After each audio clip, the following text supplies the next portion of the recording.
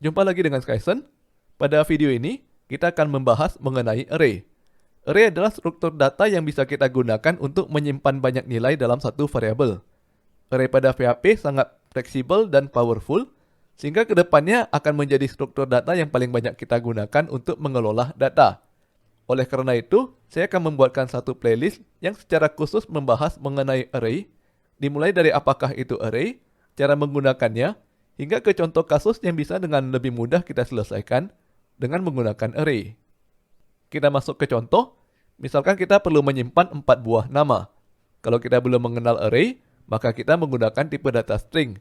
Setiap variabel hanya bisa menyimpan 1 buah nama sebagai string, oleh karena itu kita harus membuat 4 buah variabel. Misalkan kita beri nama variabel name1 hingga name4. Cara menulis kode seperti ini menyebabkan skrip dan variabel yang kita buat menjadi tidak dinamis. Artinya kalau kita menuliskan kode untuk 4 buah nama, maka program kita hanya bisa berjalan dengan benar kalau jumlah namanya benar-benar 4. Tidak bisa lebih, tidak bisa kurang. Program kita tidak berjalan mulus kalau digunakan untuk 3 atau 5 buah nama. Padahal di kasus yang sebenarnya, seringkali kita tidak tahu berapa jumlah nama yang harus kita olah. Kode ini bisa kita tulis secara lebih bagus dengan menggunakan array. Ada 2 buah cara untuk membuat array. Yang pertama adalah menggunakan kata kunci array, diikuti oleh tanda kurung. Di dalamnya kita tuliskan nilai-nilai yang hendak kita simpan di dalam array. Cara keduanya adalah dengan menggunakan tanda kurung siku, yang kita isi dengan nilai-nilai yang hendak disimpan ke dalam array. Kalau kita menggunakan nama variabel dalam bahasa Inggris, maka biasanya kita menggunakan kata benda jamak untuk menyimpan array. Jadi di sini kita menggunakan names, ditambahkan s di bagian belakangnya, sebagai tanda bahwa variabel ini menampung banyak nilai. Hal ini biasanya tidak berlaku kalau kita menggunakan bahasa Indonesia, karena bentuk jamak dari nama adalah nama-nama, dianggap terlalu panjang dan cenderung membingungkan. Ini adalah salah satu alasan mengapa saya menggunakan bahasa Inggris untuk nama variabel dan function di dalam source code saya. Ada beberapa hal yang perlu kita ketahui mengenai array khusus untuk bahasa pemrograman PHP. Yang pertama adalah, array bisa digunakan untuk menampung nilai yang menggunakan tipe data yang berbeda-beda. Pada contoh di sini, kebetulan tipe datanya adalah string semua. Namun kita bisa menggunakan array untuk menampung misalkan sebagian string, sebagian integer, atau bahkan sebagiannya adalah array juga. Kalau di bahasa pemrograman lain seperti C++ dan Java, kita hanya boleh memilih salah satu tipe data untuk sebuah array. Kalau misalkan kita membuat array string, maka semua nilainya harus berupa string. Tidak boleh dicampur misalkan dengan integer atau tipe data lainnya. Yang kedua, ukuran array pada PHP bersifat dinamis. Jadi kita bisa menambah atau mengurangi sesuai dengan kebutuhan. Ini juga berbeda dengan bahasa pemrograman lain seperti C++ dan Java, di mana pada saat kita membuat array, kita harus mendefinisikan jumlah data yang bisa ditampung di dalam array. Misalkan, kalau kita definisikan array yang isinya 4 buah string, maka kita hanya bisa menambahkan 4 buah string ke dalamnya. Pada saat kita menambahkan data kelima, maka terjadilah error. Ini adalah cara PHP menyimpan data pada array.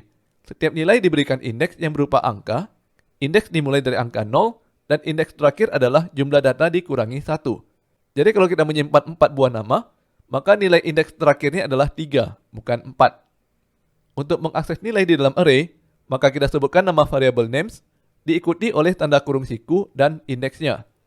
Misalkan kita sebut name1, maka kita mendapatkan nilai Budi. Dan kalau name1 tersebut kita berikan operator assignment sama dengan, diikuti dengan nilai baru, maka nilai Budi diganti menjadi nilai baru. Untuk menambahkan nilai baru pada bagian belakang array, kita tidak perlu mengisikan indeks di dalam tanda kurung siku. Jadi kita tinggal mengakses variable names dengan kurung siku kosong, dan bisa langsung kita assign dengan nilai baru. Operasi terakhir yang perlu kita ketahui adalah count, yang berfungsi untuk menghitung jumlah data di dalam array.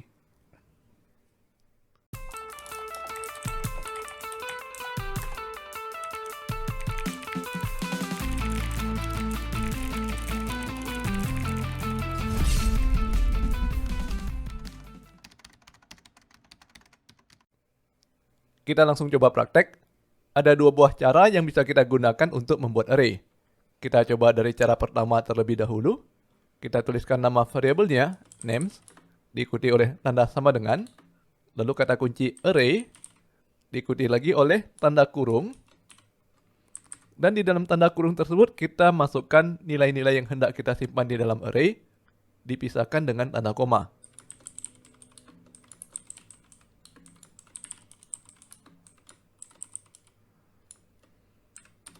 Sekarang kita sudah memiliki satu buah array dan kita ingin menampilkannya ke layar.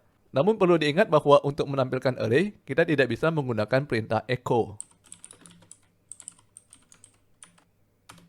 Echo menghasilkan warning dan hanya menulis kata array.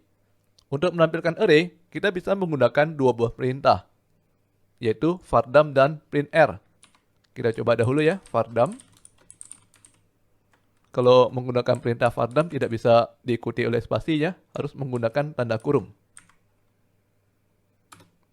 Nah, vardam hasilnya seperti ini. Kemudian kalau menggunakan printr, hasilnya seperti ini. Kalau di printr, kita hanya melihat isi array-nya saja ya. Sedangkan kalau di vardam, kita bisa melihat hingga ke tipe data yang digunakan. Terserah teman-teman lebih suka menggunakan cara yang mana ya. Kalau saya pribadi lebih suka menggunakan vardam karena hasilnya lebih lengkap.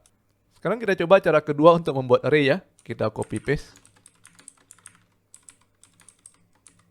Nah, di cara kedua ini kita tidak perlu menggunakan kata kunci array dan tanda kurung. Bisa langsung kita ganti menggunakan tanda kurung siku. Hasilnya tetap sama. Sekali lagi ada dua buah cara untuk membuat array dan teman-teman bebas mau menggunakan cara yang mana. Kalau saya pribadi, lebih suka menggunakan tanda kurung siku. Perhatikan lagi hasil yang ditampilkan oleh vardam. Keempat nilai tersebut disimpan di dalam array dengan menggunakan indeks. Indeks berada di dalam tanda kurung siku. PHP secara otomatis membuatkan indeks untuk setiap nilai dengan menggunakan bilangan bulat berurutan dimulai dari 0. Perhatikan bahwa indeks mengandung 4 buah data, namun nomor terakhir indeksnya adalah 3. Untuk mengakses data di dalam array, kita bisa menggunakan indeksnya. Kalau misalkan kita hendak mengakses nilai Budi, nomor indeksnya adalah 1. Jadi kita bisa menambahkan indeks dalam kurung siku 1 setelah nama variable names. Sebagai hasilnya, vardam menampilkan nilai Budi. Berhubung Budi ini adalah sebuah string, maka kita bisa menampilkan nilainya dengan menggunakan perintah echo.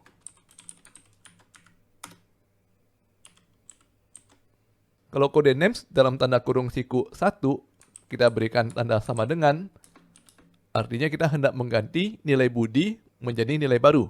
Misalkan kita ganti dengan nilai baru Skyson. Kita coba jalankan. Maka sekarang nomor indeks 1 sudah bukan Budi lagi ya, sudah diganti menjadi Skyson. Bagaimana kalau kita ingin menambahkan Skyson di bagian paling akhir? Ada beberapa cara ya. Kalau misalkan kita sudah tahu nomor indeks terakhir adalah 3, maka nomor indeks selanjutnya adalah 4. Kita tinggal tulis saja names keempat, diisi dengan Skyson. Maka PHP menambahkan Skyson di bagian terakhir array.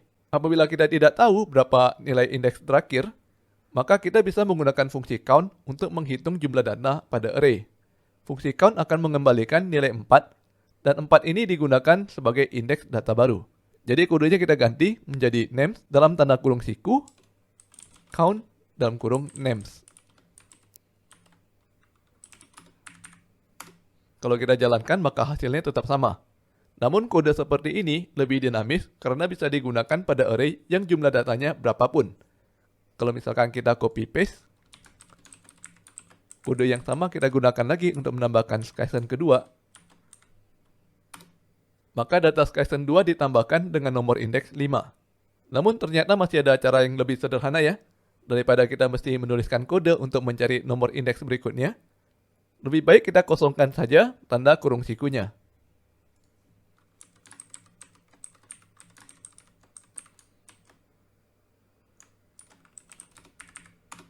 PHP akan secara otomatis menambahkan nilai tersebut ke bagian paling akhir array. Jadi kalau kita jalankan hasilnya tetap sama ya. Nah, sekarang perhatikan tampilan dari nilai array. Baik vardam maupun printr menampilkan data dalam format yang biasa dilihat oleh programmer. Kalau kita hendak menampilkan data array untuk dilihat oleh user, kita tidak bisa menggunakan kedua fungsi ini. Biasanya kita membuat sebuah perulangan untuk menampilkan isi array satu per satu. Untuk perulangannya, biasanya kita menggunakan for dengan nilai i yang merupakan indeks. Indeks dimulai dari 0 dan diakhiri oleh jumlah data dikurangi 1. Maka kodenya menjadi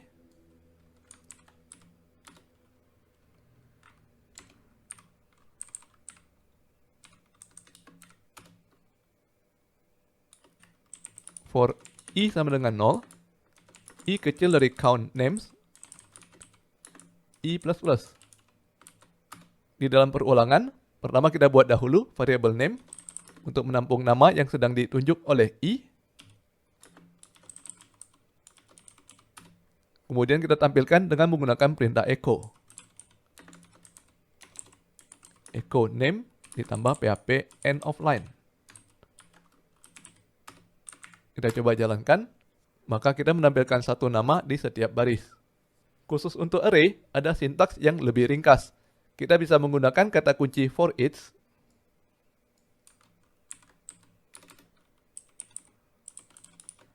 diikuti oleh nama variabel yang menampung array, yaitu names, lalu kata kunci s, dan kita sebutkan nama variabel yang menampung isi array, misalkan name. Kalau menggunakan bahasa Inggris, biasanya array menggunakan kata benda jamak names, sedangkan isi array menggunakan kata benda tunggal name. Di dalamnya, kita tinggal langsung echo name diikuti oleh php end of line. Hasilnya tetap sama ya.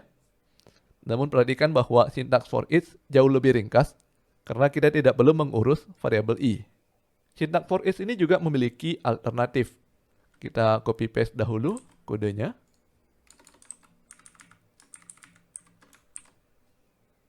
Nah, untuk menggunakan sintaks alternatif ini, kita tinggal mengganti tanda kurung kurawal pembuka menjadi tanda titik 2.